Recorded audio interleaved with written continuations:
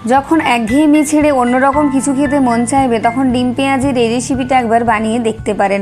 খুব তাড়াতাড়ি হাতের কাছে থাকা কয়েকটা জিনিস দিয়েই তৈরি হয়ে যাবে আর খেতে হবে অসম্ভব সুস্বাদু। তাহলে চলুন শুরু করা যাক আজকের রেসিপি। নমস্কার বন্ধুরা, কেমন আছেন সবাই? ভালো তো? পাপিয়ার ঘরোয়া চ্যানেলটিতে সকলকে জানাই স্বাগত। চলে এসেছি আবারও একটা দুর্দান্ত স্বাদের রেসিপি নিয়ে।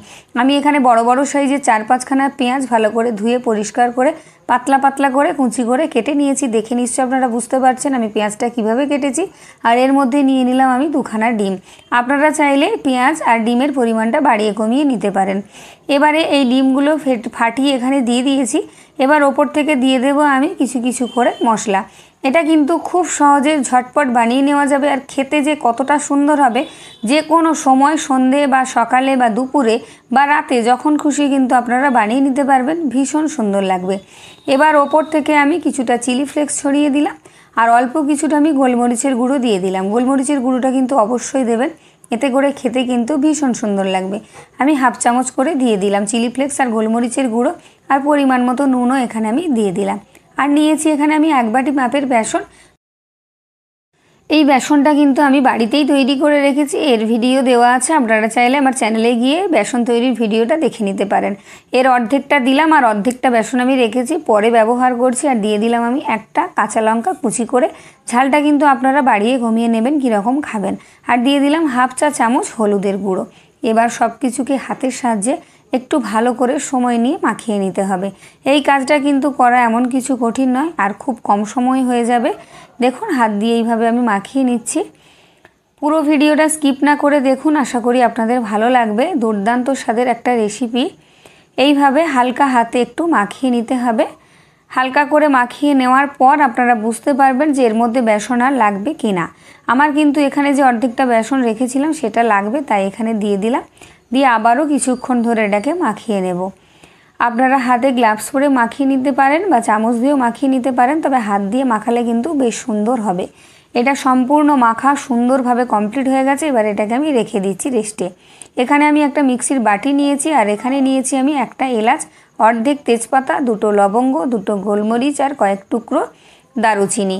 আর অর্ধেক তেজপাতাটা আমি পরে ব্যবহার করব। এটা মিক্সির বাটির মধ্যে দিয়ে দিলাম। আর নিয়েছি এখানে 8-10টা রসুনের কোয়া। আর নিয়েছি এখানে আমি 1 থেকে 1.5 ইঞ্চি মতো আদার টুকরো আর একটা বড় মাপের পেঁয়াজ টুকরো করে কেটে নিয়েছি। সব কিছুই আগে থেকে ধুয়ে রেখেছিলাম, এবার এর মধ্যে দিয়ে দিলাম। এবার দিয়ে দিচ্ছি আমি একটা বড় মাপের টমেটো টুকরো করে কেটে রেখেছিলাম। আমি এর দানাটা ফেলিনি, আপনারা চাইলে দানা ফেলেও কিন্তু ব্যবহার করতে পারেন আপনাদের সুবিধা মতন। টমেটোর টুকরোগুলো আমি দিয়ে দিলাম আমি এবার হাফ চামচ সাদা তিল দিলে কিন্তু এই মশলাটা বেশ গাঢ় গাঢ় হবে, বেশ ভালো হবে। আর দিয়ে দিলাম আমি হাফ চামচের একটু কম গোটা জিরে। আর দিয়ে দিচ্ছি আমি 2খানা শুকনো লঙ্কা। ঝালটা আপনারা আপনাদের পছন্দ মতো দিয়ে নেবেন। এবার এর একটা মিহি পেস্ট কিন্তু আমি তৈরি করে নিয়েছি। দেখুন পেস্টটা কিন্তু ভালো করে একটু মিহি করে তৈরি করে নিতে হবে। এখানে সমস্ত মশলাটাই আমার সুন্দরভাবে তৈরি হয়ে গেছে। আর এখানে কিন্তু আমি টমেটো দিয়েছি, আপনারা চাইলে একটু টক দইয়েরও ব্যবহার করতে পারেন। এদিকে আমি একটা কড়াই বসিয়ে কিছুটা সাদা তেল দিয়ে দিলাম। এখানে 2 টেবিল চামচ মতো সাদা তেল দিয়ে দিয়েছি গরম হতে। এখানে নিয়েছি একটা স্টার এনিসের পাপড়ি, অল্প কিছুটা জিরে, 2 টুকরো মতো দারুচিনি, একটা এলাচ আর অর্ধেক তেজপাতা। এবার ফোড়নটাকে খুব ভালো করে ভেজে নেব। গোটা স্টার ফুলের প্রয়োজন নেই, একটা পাপড়ি কেটে দিলেই হবে। ফোড়নটা কিন্তু সুন্দর করে ভাজা হয়ে মিষ্টি একটা গন্ধ বেরিয়েছে। এবার এর মধ্যে দিয়ে দিলাম আমি বেটে রাখা মশলাটা। হালকা করে নেড়ে চেড়ে মিক্সির বাটি ধুয়ে আমি অল্প একটু জল দিয়ে দিচ্ছি। আর গ্যাসটাকে রেখেছি কিন্তু একদম কমিয়ে, যাতে মশলাটা পুড়ে না যায় আর কড়ার তলাইতে ধরে না যায়। মশলাটাকে কিন্তু খুব ভালো করে নাড়াচাড়া করে আমি একটু হালকা করে কষিয়ে নেব। তারপর এর মধ্যে কিছু কিছু মশলা আমি অ্যাড করব। এখানে কিন্তু মশলাটা আমার হালকা কষানো হয়ে গেছে।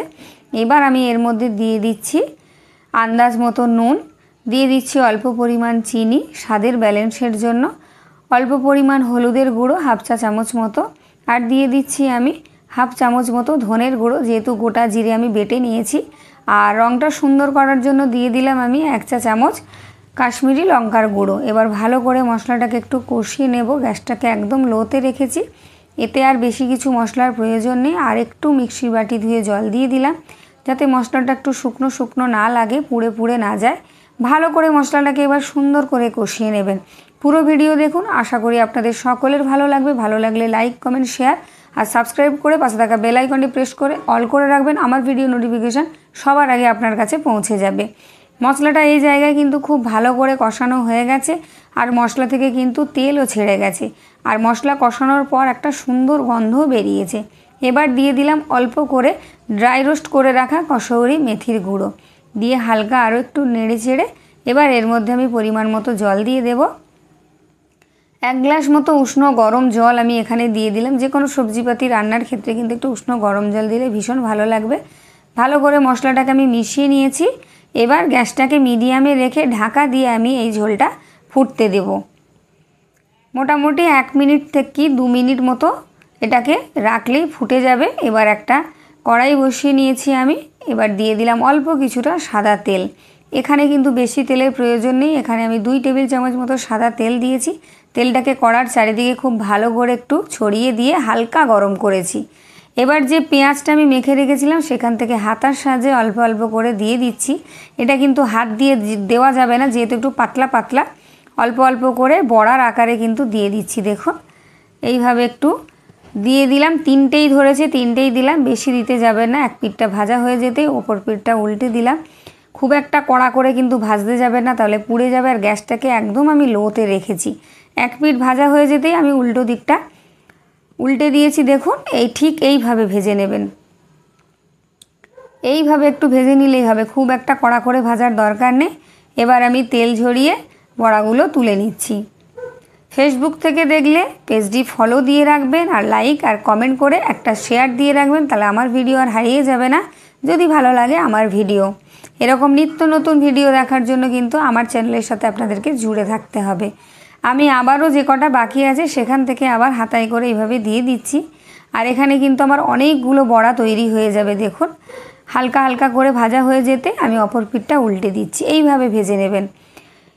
আমার আরও যেগুলো আছে সেগুলোও কিন্তু এক এক করে ভেজে নেব। এই 3টেও ভাজা হয়ে গেছে। দেখুন সব বড়াগুলো ভাজা হয়ে গেছে। আর এইরকম কিন্তু সন্ধেবেলায় চায়ের সাথে বা ডাল ভাতের সাথে বা শুধু মুখেও আপনারা খেতে পারেন, ভীষণ ভালো লাগবে। আপনারা হয়তো বলবেন যে এই রকম পেঁয়াজি তো ভাজলেই হয়, ডিম দেওয়ার দরকার কি? কিন্তু এমনি পেঁয়াজির থেকে এইভাবে ডিম দিয়ে এই রকম মশলা দিয়ে একবার ভেজে রান্না করে খেয়ে দেখবেন, স্বাদ অত্যন্ত দুর্দান্ত হবে আর অন্য রকম হবে। একবার না খেলে বুঝতে পারবেন না। এদিকে ঝোলটা কিন্তু ফুটে উঠেছে আর এক এক করে বড়াগুলো কিন্তু আমি দিয়ে দেবো। ঝোলটা বেশ ঘনই হয়েছে। এখানে কিন্তু বেশি ঝোল রাখবো না, একদম গা মাখা গ্রেভি করব। আর অনেকগুলো ভাজা বড়া কিন্তু খাওয়া হয়ে গেছে। অবশিষ্টাংশ 7-8টা ছিল, সেটাই আমি ঝোলের মধ্যে দিয়েছি। অনেকগুলো বড়া তৈরি হয়ে গেছিলো আর ভীষণ সুন্দর লাগছিল।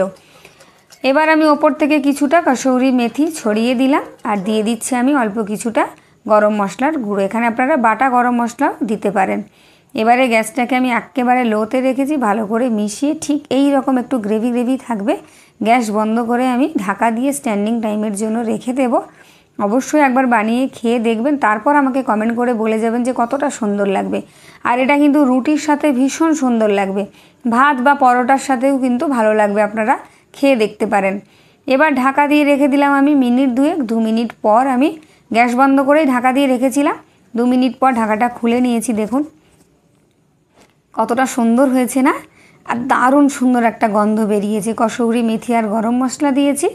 গরম গরম এবার ভাত, রুটি বা পরোটার সাথে পরিবেশন করুন। আবার একটা নতুন রেসিপি নিয়ে আপনাদের সামনে হাজির হব। ততক্ষণের জন্য টাটা। সবাই ভালো থাকবেন, সুস্থ থাকবেন। আর আমার রেসিপি কেমন লাগলো অবশ্যই কমেন্ট করে জানিয়ে যাবেন। তাহলে আজকের মতো বিদায় নিচ্ছি। আবার একটা নতুন রেসিপি নিয়ে দেখা হবে। টাটা বন্ধু।